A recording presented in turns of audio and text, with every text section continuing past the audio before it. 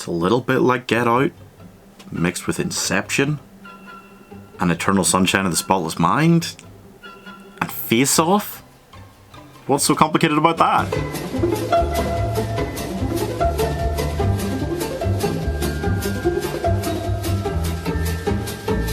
It's nice that Blumhouse is pushing diversity in their new slate of Welcome to the Blumhouse movies. I mean, obviously we weren't, doubting their commitment to bringing diversity to horror movies they made, like Get Out, But especially in these tough times, always important to renew their commitment to diversity everywhere, Anyway, Black Box is the second of 4 anthology films from the Welcome to the Blumhouse series being brought to Amazon Prime this month.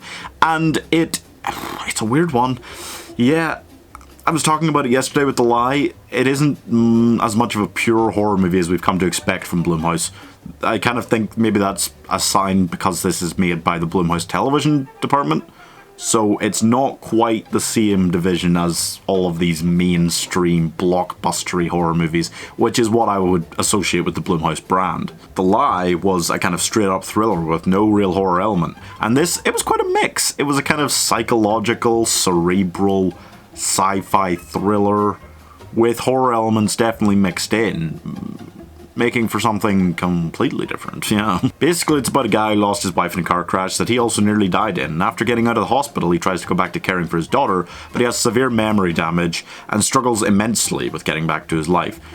When he signs up for an experiment that may help him regain the rest of his memory, he begins to see strange new things, memories that don't appear to be his, and etc, etc, etc.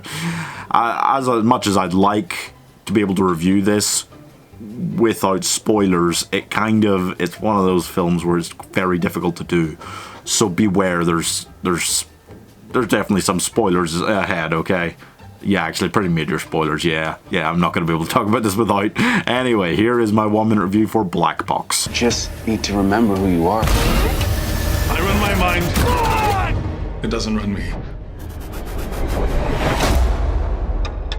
So here's the spoiler, okay? So turn away if you want to watch this without spoilers, but my main problem is that we find out halfway that this guy isn't who he seems to be, that the brain of the son of the doctor trying to treat him, she put her dead son consciousness into this body because this guy went brain dead after that car accident.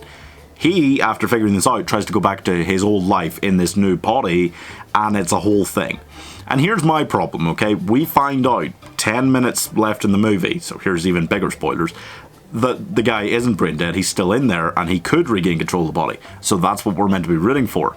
But from, maybe 50 minutes, an hour in, for about a 40-minute stretch of that film, we don't know what we're really meant to be rooting for, So as much as this isn't bad, it really feels like it peters out throughout that part and then kind of comes alive again for the last 10 minutes, but not too little too late, I'm giving Black Box 57 out of 100. Again, it's not bad.